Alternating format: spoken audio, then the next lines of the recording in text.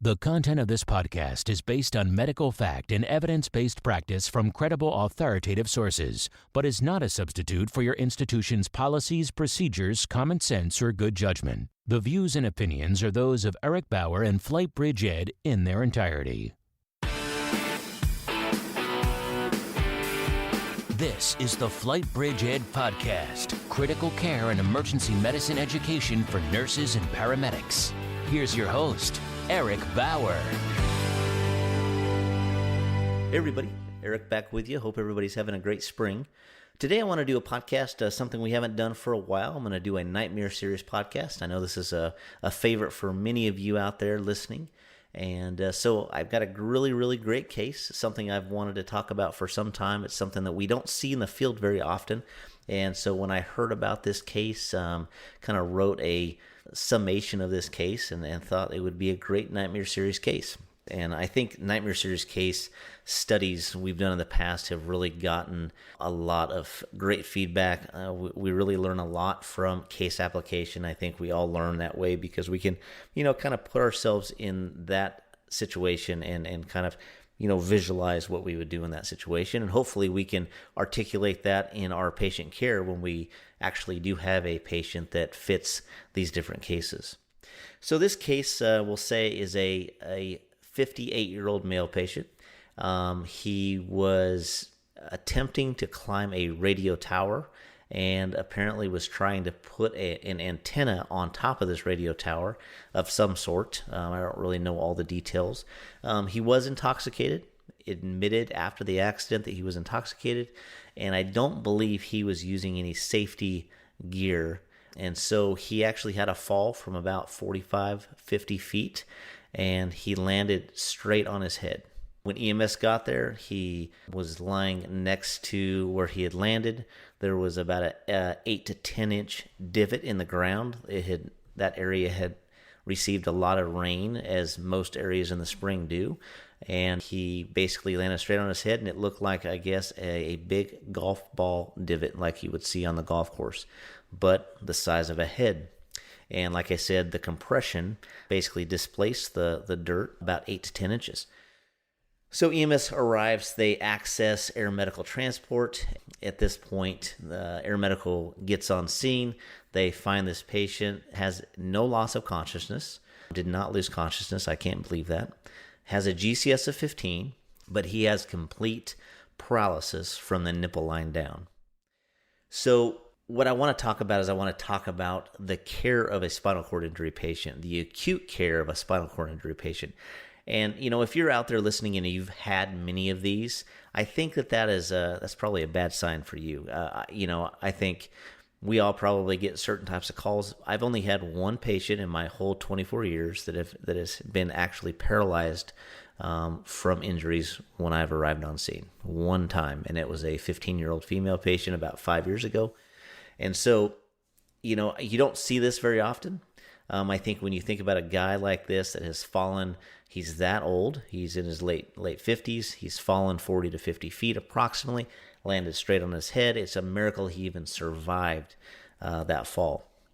So what I want to talk about is I want to talk about neurogenic shock. And I want to talk about neurogenic shock as it applies to our pre-hospital providers, I should say, our HIMSS providers, and how we should really look at these patients, what we're going to see in their clinical presentation. Again, I think we need to be resuscitationists. We need to be providers that look 3, 4, 5 steps ahead. We would need to be proactive, not reactive. And if we can kind of foresee what we're going to have maybe 10, 15 minutes down the road, I think we're better prepared to deal with those types of patients. So let's jump into the kind of the pathophysiology. As I said, when they got on scene, he had paralysis from the nipple line down. He was unable to move his arms. Obviously, had no motor or sensory from that nipple line down. He had really weak radial pulses, very thready, really hard to actually palpate. He had very weak dorsal pedal pulses as well. He did have a GCS of 15.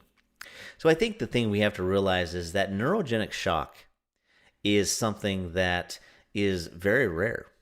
fewer than 20% of patients with cervical spinal cord injury have classic diagnosis of neurogenic shock. And so I think this is a very uncommon presentation. Again, 24 years doing this, from EMT, firefighter, up to paramedic to flight paramedic, I've only had one patient in that entire time. Maybe I've got lucky. But based on my reading, based on my research, I've realized that this is a very uncommon thing. So let's talk about a few terms. And a few terms I hear all the time, and I think it's important we understand the difference between these terms. There's two terms that often are associated with spinal cord injuries, and the first one is spinal shock, and then the other one is neurogenic shock. And so what are the differences between the two of these? Again, these are used interchangeably all the time. The first thing to understand is spinal shock is essentially a phenomenon based on that initial injury. And spinal shock is, you have a patient like the gentleman we're talking about in this case. He falls the 40 to 50 feet, he lands on his head, and he has complete spinal cord injury, and he's got the paralysis from that nipple line down. That is considered spinal shock. So anytime you have a patient that loses sensation, motor function, right after that injury, that is considered spinal shock. So if that's considered spinal shock, what is neurogenic shock? Well, we have to remember neurogenic shock is a distributive type of a shock. And neurogenic shock is now when we look at a patient and they have a presentation of bradycardia. They've got a presentation of hypotension. Because we have to remember, how does our body autoregulate? How does our sympathetic nervous system and our parasympathetic nervous system take care of those things? So when we think about how neurogenic shock causes the bradycardia, causes the hypotension, but essentially what happens is that you have your autonomic nervous system, you have our sympathetic nervous system, and we know that our heart rate that's normal based on our SA node is between 60 to 100. And if you had an uncontrolled autonomic nervous system, that heart rate would probably be on the high end, probably close to 100 beats per minute. This is a spontaneous rate, we know. It's based on our pacemakers and our SA node, which is fed by our right coronary artery. But during rest, we also know that our heart rate kind of drops down to that rest area. And that's based on the parasympathetic nervous system. And so that's how the sympathetic and parasympathetic nervous system kind of intertwine to balance things out.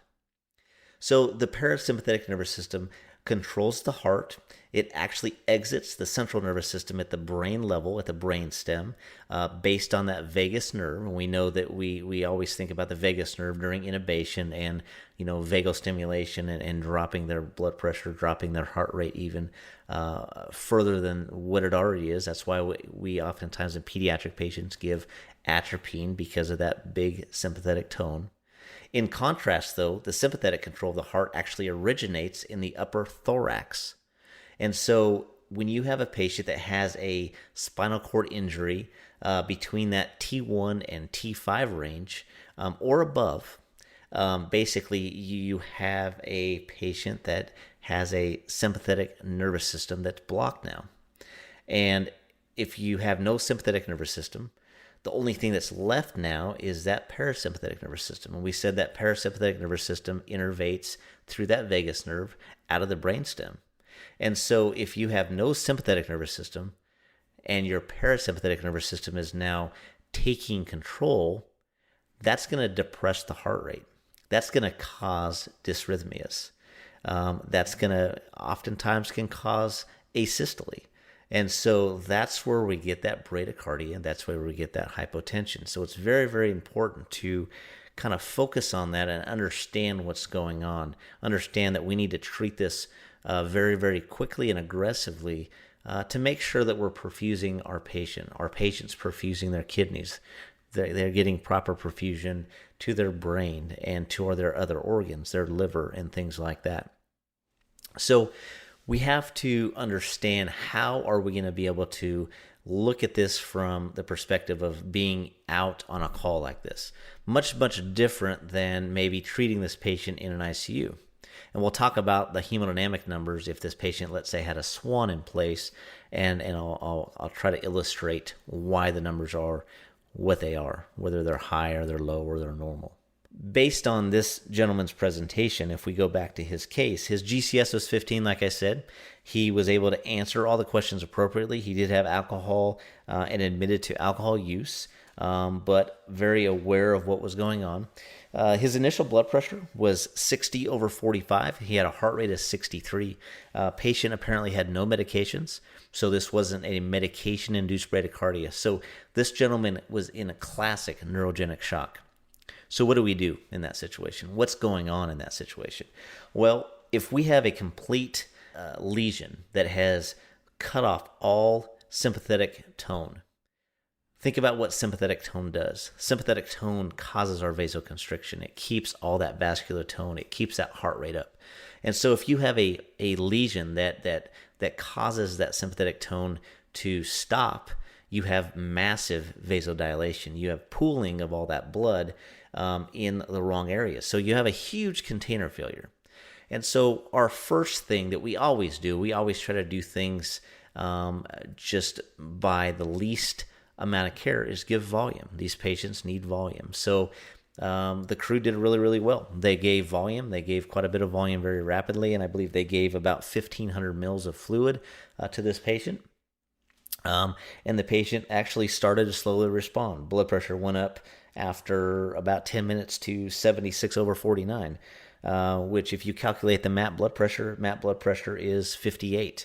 The previous MAP blood pressure on the primary first blood pressure was 50. So we have to remember, what type of MAP blood pressure do we need for these patients? These patients need a MAP blood pressure like all of us. They need a minimum MAP blood pressure of 65, right? We know that is going to perfuse the brain. We know that's going to perfuse the liver. We know that the kidneys basically shut off urine output at around 60 to 65, depending on the literature you read. So we need to at least maintain that MAP of 65. After another 5 minutes, so we're now about 15 minutes into the call, blood pressure is still 74/55. They've given a total of 1,500 cc's of fluid at this point, and their blood pressure is still low. MAP now is up to 61, so they're seeing a steady improvement. After another 10 minutes, blood pressure is up to 92/64, and we have a MAP blood pressure in the 70s. So at what point do you decide to go with a vasopressor? How much time do we want to elapse? I think what they did, I think their care was absolutely perfect. I don't think going to a pressor early would have been the right answer. I think we have to remember that the container failure issue, we have to fill that container. And, you give a medication that's going to squeeze them down. Yeah, it may squeeze them down, but we've got to have that container filled. So I think they did the right thing. I think 1,500 mils of fluid based on his weight. His weight was about 75 kilos. If you kind of think of the whole sepsis guidelines of giving volume, I think it's very acceptable to give 20 to 30 mils per kilo of fluid. Based on the sepsis guidelines, we know 30 mils per kilo of fluid is appropriate. So, I think we most of us, I should say, walk around at least a liter or two dry. We all could utilize that. So I think 1,500 mils of fluid by them was a great choice. I think they did really, really well. After about 30 minutes into the call, blood pressure was over 100 systolic, went up to about 120 systolic, and continued to stay there. It started kind of coming back down. Heart rate never did increase. Heart rate stayed around 60, 62, 63 the entire time. So again, you got to think about what part of the nervous system is being innervated at that point, and that's the parasympathetic nervous system. And so that heart rate may not come up. When we talk about vasopressors in these patients, we have three primary vasopressors, and the kind of the thought process on vasopressors and neurogenic shock has changed over, I know my HIMSS career, it's changed significantly.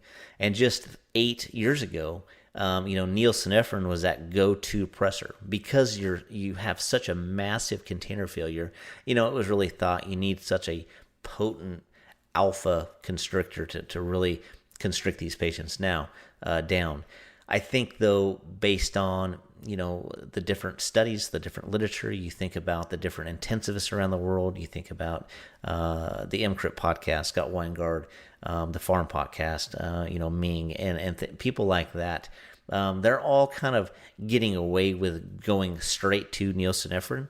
I think that there's some significant issues with neosynephrine when you think about renal perfusion and reflex bradycardia. This patient already has a bradycardic issue. He's already susceptible to arrhythmias based on that sympathetic, or I should say parasympathetic stimulation that he's getting. So, which is the best pressor? Well, based on what I'm reading, what I'm seeing in the foment world, most intensivists will say, go straight to Levophed. Levophed is going to give you not only that alpha squeeze, but it's going to give you that beta stimulation, and this patient needs that.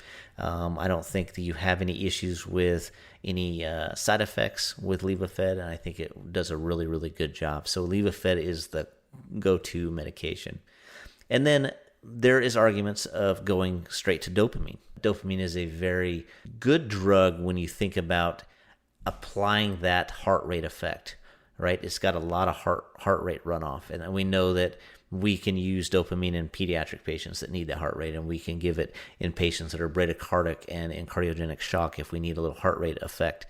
But we have to also remember, based on that parasympathetic tone, they already have susceptibility to dysrhythmias, and dopamine is not very well tolerated in patients that already are susceptible to dysrhythmias.